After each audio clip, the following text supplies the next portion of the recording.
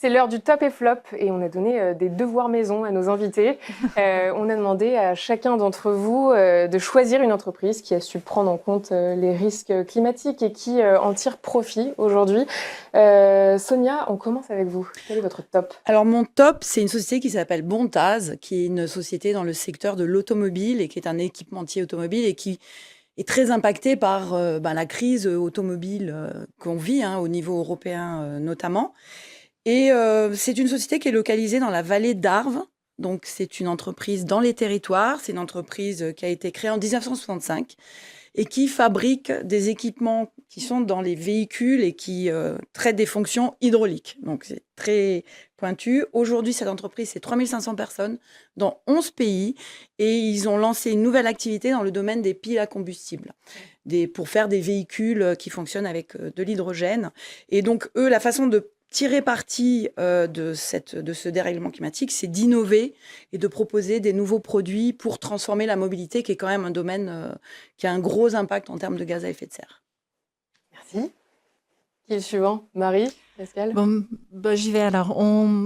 Alors moi, je suis une mauvaise élève, donc j'en ai deux. Trop bon élève, trop bon élève. Mais je vais faire très vite sur le premier parce que c'est le deuxième qui est plus intéressant par rapport à ce qui arrive. En fait, j'aime beaucoup citer l'exemple de Patagonia parce que c'est aussi un exemple de gouvernance. Et en fait, toute l'évolution de cette entreprise qui a été un des pionniers dans le monde de la mode pour mettre au cœur l'adaptation au réchauffement climatique, mais plus largement la soutenabilité de son industrie. En fait, ce qui est très intéressant, c'est qu'ils l'ont ancré dans toute la manière de prendre les décisions dans l'entreprise, dans la manière dont était évaluée la performance des employés, mais aussi même dans l'actionnariat, puisque le fondateur vient de donner l'intégralité de ses actions à une fondation pour être sûr que cet alignement aux intérêts de la société et de la planète soit gardé dans le temps. Donc, on oublie souvent qu'il y a aussi des sujets de gouvernance et c'est pour ça que je voulais en parler un petit peu.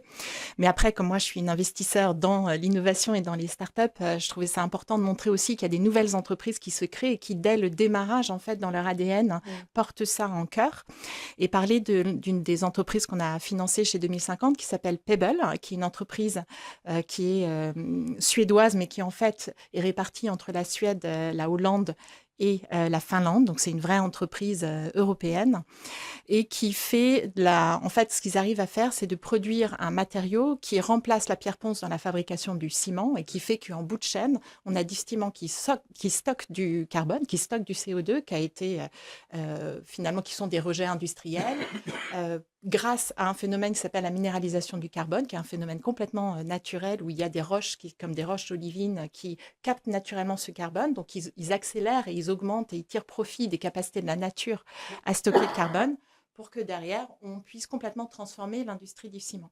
Et ce qui est intéressant, c'est que le modèle économique, du coup, est complètement aligné avec l'impact environnemental, puisqu'il est double. Ils sont à la fois un modèle économique pour stocker le carbone dans les matériaux qu'ils produisent, et puis un modèle économique de vente du matériau final, pour la construction des bâtiments, ce qui montre bien qu'on peut avoir des modèles gagnant-gagnant, économiques et environnementaux, et qu'en plus, dans la manière dont ils prennent les décisions, là encore, c'est en cœur comme Patagonia, en cœur de décision dès le démarrage, avec la mission inscrite dans les statuts, même si ce n'est pas une entreprise à mission, et des décisions qui dans les choix des produits ou même de l'emplacement de l'usine, prennent en compte les derniers résultats du laboratoire de recherche qu'est le Stockholm Resilience Center pour savoir, dans la décision de là où mettre l'usine, quel est l'endroit dans lequel ils vont avoir l'impact environnemental composé entre l'utilisation du sol, les émissions carbone et l'utilisation de l'eau, qui heurte le moins et qui fait le moins de mal possible à l'environnement dans lequel ils vont s'implanter.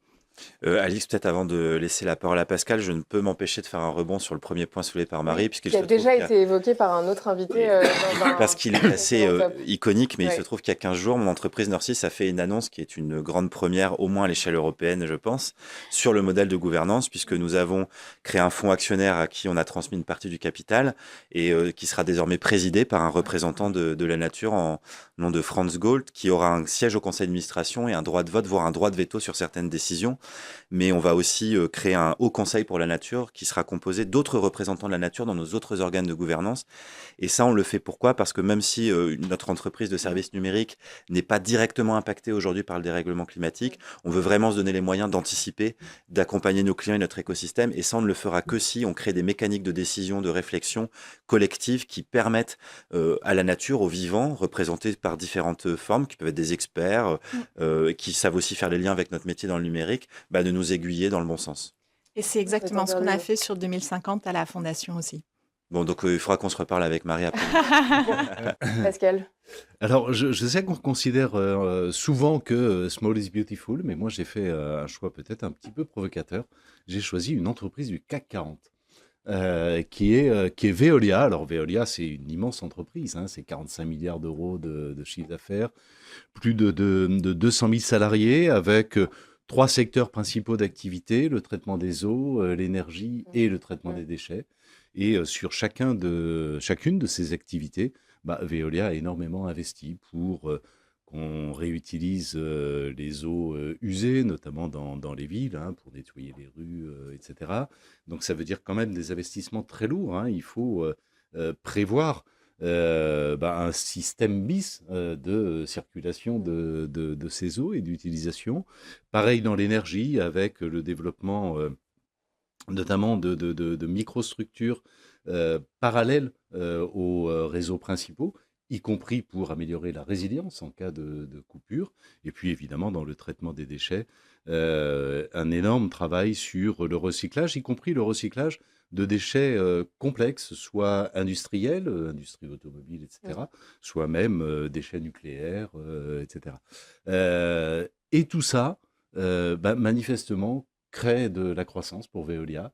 Ils ont un plan stratégique, là, 24-27, avec une hypothèse de croissance de 70% de leur chiffre d'affaires, ce qui, évidemment, vu la taille déjà de l'entreprise, est complètement considérable. Merci à tous les trois pour ces exemples. Thomas, quant à toi, tu t'attelles au flop et tu nous parles de l'incapacité des États à créer un cadre favorable pour les entreprises. Bon, je veux surtout lancer, je pense, un sujet qui devrait faire réagir parce que on sort tout juste de 2 COP successives sur la biodiversité et sur le climat qui ont plutôt été qualifiés d'échecs. Et si je prends le volet de la COP du climat notamment, ou avec les pays du Sud qui sont en attente de financement pour pouvoir s'adapter au dérèglement climatique provoqués par les pays de l'hémisphère nord, qui ont qualifié d'insultant le résultat, c'est-à-dire le peu de financements qui ont été validés lors de cette COP. Et plus largement, si je ne prends pas que l'ensemble des États, mais des États à leur échelle individuelle, par exemple l'État français ou l'État américain, on voit bien la difficulté que peuvent avoir ces États à se mettre à la hauteur de l'enjeu et à créer un cadre, et là on se remet à l'échelle de l'entreprise, qui soit stable et qui permette aux entreprises d'anticiper, de planifier à long terme ce qu'impose la lutte contre le dérèglement climatique. Le cas en particulier que je voulais souligner, qui est très actuel, c'est l'élection très récente donc, de Donald Trump qui annonce, comme lors de sa première élection, vouloir sortir des accords de Paris. Ça, c'est un flop, au sens global du terme. Ce qui m'a intéressé dans ce cas très récent, c'est qu'il y a eu un contre-pouvoir qui s'est initié, assez inattendu en tout cas de ma fenêtre, qui est la réaction du patron d'Exxon, qui est quand même une des plus grandes compagnies oil and gas au monde, qui réagit publiquement à cette volonté de Donald Trump de sortir de l'accord de Paris en disant « Nous ne souhaitons pas, nous Exxon, que nous sortions en tant qu'État de l'accord. Pourquoi ?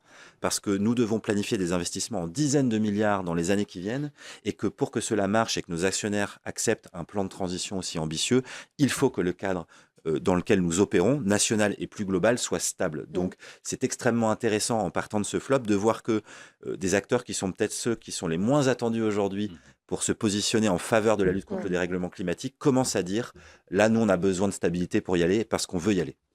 Sonia, je vous vois dodeliner de la tête. Oui, des flops, on en a tous beaucoup. Alors, il y a un peu sur le même registre, il y a un flop qui est en train de naître, là, en Corée du Sud, autour des réglementations et des accords, en fait, mondiaux autour des emballages. Et alors, je ne sais pas si ce sont les gouvernements, pas tant, plutôt les industriels, là, qui ont débarqué en masse avec beaucoup de lobbyistes, dans le domaine de la pétrochimie, de la chimie, etc., pour contrer des accords qui pourraient se mettre en place pour réduire en fait les emballages, mais le plastique de façon beaucoup plus large. Et on sait que le sujet du plastique on est addict au plastique, on est drogué au plastique, mais on va avoir besoin de se désensibiliser du plastique et les réglementations vont être essentielles pour qu'on le fasse. Et là, on a un autre exemple en France, en fait, dans le cadre de la réglementation sur les emballages pour les fruits et légumes. Je ne sais pas si vous avez vu ça. La France a été retoquée parce qu'en fait, on avait mis en place des réglementations, mais qui allaient contre des réglementations qui sont en cours d'élaboration au niveau européen. Donc, les réglementations, il en faut. De la vision long terme, il en faut. Et en même temps, ça peut aussi nous empêcher d'avancer, comme c'est l'exemple des emballages en France. Voilà. Pascal. En écoutant Thomas, je me disais, oui, bien sûr, il y a l'élection de Trump. Chez nous aussi, il y a quand même un certain nombre de flops macro, hein, pour ne pas parler simplement d'entreprise, mais et alors en particulier, moi, celui qui me désespère un petit peu, c'est la multiplication des prises de parole, parfois au plus haut niveau, hein. Je pense au MEDEF, je pense au patron d'une grande banque, je ne la citerai pas, qui s'est exprimé sur le sujet récemment, les prises de parole négatives à l'encontre de CSRD. Alors c'est vrai que CSRD, il y a sûrement des choses à regarder, et en particulier pour les entreprises de plus petite taille, hein, celles qui sont soumises mais ne sont pas des grands groupes. En revanche, que des patrons de grands groupes. Enfin, moi, je vois très bien ce qui se passe à la Maïf et c'est évidemment pareil dans l'ensemble des grands groupes. Ça fait plus d'1 an qu'on a des équipes projets qui bossent avec des consultants et là, on arrive au bout et on va mettre en place. On y est. Remettre en cause quand on est à la tête d'un grand groupe. Aujourd'hui, CSRD, je crois que ça n'est pas raisonnable et c'est un signal extrêmement négatif qui est donné. Ce qu'on peut peut-être dire pour toutes les dirigeantes et les dirigeants qui nous écouteront sur ce sujet, hein, et qui verraient peut-être d'un mauvais œil aussi cette lourdeur administrative qui est souvent rappelée, c'est que l'étape peut-être cœur de la CSRD qui s'appelle la double matérialité est un formidable exercice d'anticipation, de planification des risques que fait peser l'entreprise sur le climat, mais que le climat fait peser sur l'entreprise. Et ça, c'est peut-être le meilleur outil qu'elle pourrait utiliser demain pour planifier les bons investissements et s'adapter. Je vois Marie qui a l'air d'avoir envie de réagir. Oui, absolument. En fait, de manière un peu générique, je vais dire qu'on a un flop général sur la compréhension du temps. C'est-à-dire que j'ai été il y a à New York tous les ans ce qu'ils appellent la Climate Week. Donc, c'est la semaine où tous les grands scientifiques, industriels, ONG, etc., parlant du climat se retrouvent pour essayer de faire avancer. Donc, c'est beaucoup plus informel qu'une COP ou autre chose, mais il y a vraiment tous les acteurs. Et il y avait Johan Rockström qui parlait et qui exposait. Donc, Johan Rockström, c'est celui qui est à l'origine des limites planétaires, hein, donc de ce modèle où on sait qu'il y a à peu près 9 limites planétaires à ne pas franchir si on veut que la Terre soit en résilience, c'est-à-dire qu'elle puisse continuer à offrir les services naturels dont on a besoin en tant qu'humanité pour survivre dans le temps. Donc, il y en a 9. Il y a l'acidification des océans, il y a évidemment les gaz à effet de serre dans l'atmosphère, etc. Donc, il y en a 9 comme ça, hein, et on en a déjà franchi 6. Et tous les ans, il fait ce qu'il appelle un check de la santé de la planète. Et aujourd'hui, cette année, c'était la première fois où ils arrivaient à quantifier à peu près quand les autres limites planétaires seraient franchies et quand on sortirait de ce qu'il appelle le corridor de la vie, qui est les zones de température dans lesquelles la planète a toujours fonctionné avec des hommes dessus. Et on ne sait pas ce qui se passe quand on sort du corridor de la vie. Et Johan Rockström disait, on a en réalité, donc on a estimé le temps qu'il nous fallait qu'il nous restait pour arriver à rester dans le corridor de la vie sans que on en sorte de manière irréversible, et c'est 5 ans.